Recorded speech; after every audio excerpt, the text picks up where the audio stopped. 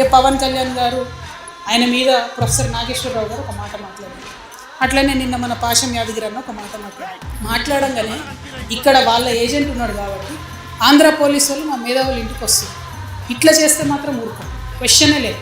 మాకు అన్ని రైట్స్ ఉన్నాయి, మేము అనుకున్నది మేము ఖచ్చితంగా చెప్తాం. రాజకీయంగా దమ్ముంటుందని ఎదుర్కోవాలి. మీ కాడ రాజధాని కట్టుకున్నాడు రాదు శాత కాదు, కానీ ఇడికి వచ్చాక తెలంగాణ నవనిర్మాణం చేస్తాం. మా పని మేము చేసుకుంటాం, మా నిర్మాణం మేము చేసుకుంటాం. రాష్ట్రం విడిపోయింది, ప్రజలు విడిపోలే. మీరు ప్రజల మధ్యలో చిచ్చు పెట్టకండి. చిచ్చు పెడితే మాట్లాడేటోళ్ళు లేరు, ఊరుకుంటోళ్ళు లేరు అనుకుంటున్నాను. ఇగో ఈ జెండా రాకముందు లెక్క వేరే, ఇప్పుడు లెక్క వేరే. టీఆర్ఎస్ 2.0 ఇక్కడ ఇదివరకు ఒకసారి పెట్టుకున్నారు, రాష్ట్రం వచ్చింది. ఈసారి మూతుపండ్లు రాలిపడతాయి. కాబట్టి మీరు మా ప్రజల్ని తక్కువ చేసి మాట్లాడడం, మా మేధావుల మీద చేయాలనుకోవడం, లేనిపోని సాంస్కృతిక పెత్తనం మా మీద రుద్దాలనుకోవడం, మీకు అక్కడ రాజధాని కట్టుకోవడం చేతగాక మీ పొలిటికల్ పంచాయతీలను తీసుకొచ్చి మా మీద రుద్దడం.